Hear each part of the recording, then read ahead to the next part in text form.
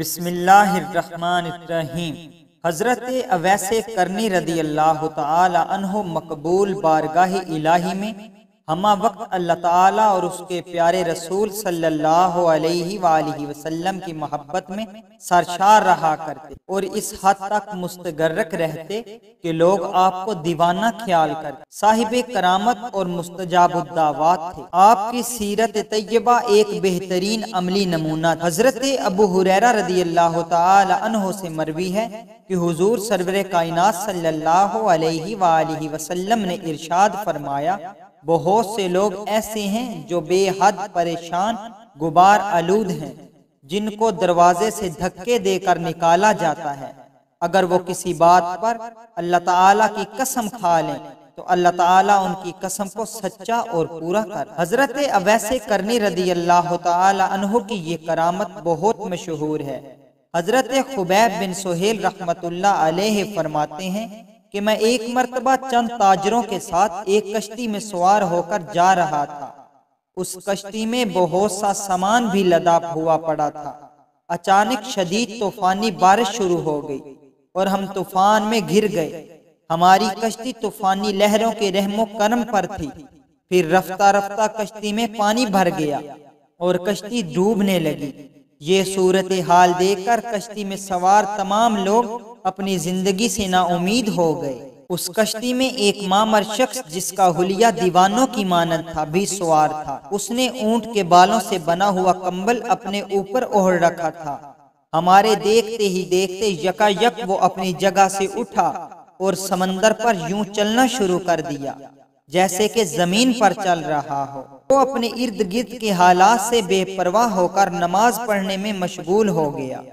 یہ دیکھ کر ہم نے اس بزرگ سے کہا، اے مرد کامل، ہمارے حق میں دعا فرمائیے۔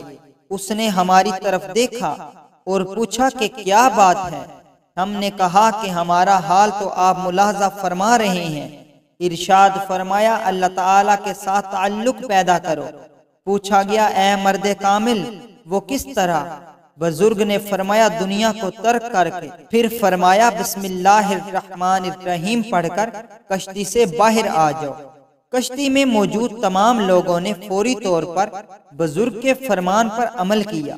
چند ہی لمحوں کے بعد پانی ہماری کشتی کے اوپر گزر گیا، لیکن ہم ہر قسم کے خطرے سے محفوظ کھڑے تھے۔ اب وہ بزرگ فرمانے لگے، تم اب دنیا سے آزاد ہو۔ ہم نے پوچھا، اے مرد کامل، آپ کون ہیں؟ ارشاد فرمایا، میرا نام اویس ہے۔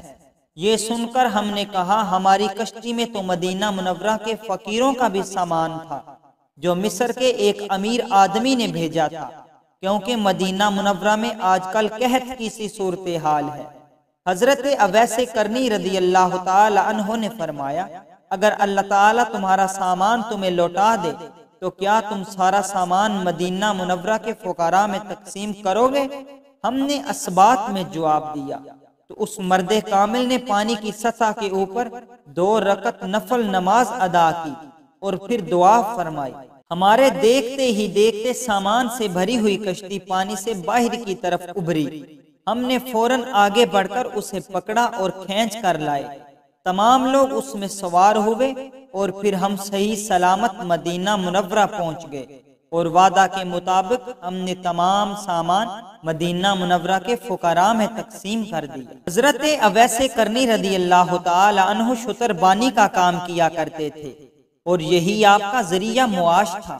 آپ قرن کے مضافات میں اونٹ چرایا کرتے تھے اور ان دنوں یمن میں بھیڑیے مل کر اونٹوں پر حملہ آور ہوتے تھے اور ان کو چیر پھاڑ کر کھا جایا کرتے تھے، لیکن یہ حضرت اویس کرنی رضی اللہ تعالی عنہ کی کرامت تھی کہ بھیڑیے آپ کے اونٹوں کی طرف نگاہ بھی نہ کرتے تھے، حالانکہ آپ اونٹوں کو تمام دن کھلا چھوڑ کر چرنے دیتے تھے اور اونٹ خود ہی ادھر ادھر گھوم پھر کر کھاتے پیتے رہتے تھے، جبکہ حضرت اویس کرنی خود اللہ تعالیٰ کی عبادت میں مشغول رہا کرتے تھے اور اونٹ سارا دن بحفاظت چرتے رہتے تھے۔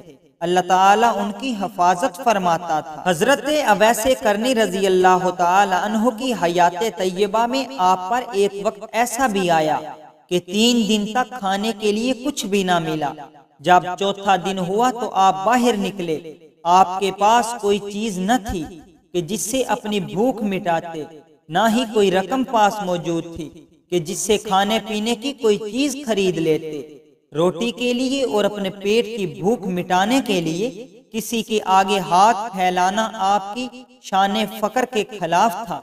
آپ چلے جا رہے تھے کہ راستے میں ایک دینار زمین پر پڑا ہوا دکھائی دیا، اس کی طرف دیکھا مگر اسے اٹھایا نہ، اس لیے کہ دل میں یہ خیال پیدا ہوا کہ یہ دینار کسی کا زمین پر گر گیا ہے اور چونکہ میرا نہیں ہے اس لیے اس کو میں کیوں اٹھاؤں۔ یہ سوچ کر آپ نے دینار کو وہیں چھوڑا اور آگے بڑھ گئے۔ حضرت اویس کرنی رضی اللہ تعالی عنہ چلتے چلتے بیابان کی طرف نکل گئے۔ بھوک کی شدت سے بےتاب ہو کر چاہا کہ کھانے کے لیے اور تو کوئی چیز نہیں ملتی، درختوں کے پتوں سے ہی پیٹ بھر لیا جائے۔ ابھی آپ اسی سوچ میں مگن تھے کہ آپ کو ایک بکری دور سے آتی ہوئی دکھائی دی جس کے منہ میں ایک روٹی تھی، اور وہ منہ میں روٹی دبائے آپ کی طرف دوڑی چلی آ رہی ہے۔ بکری آپ کے پاس آ کر رک گئی۔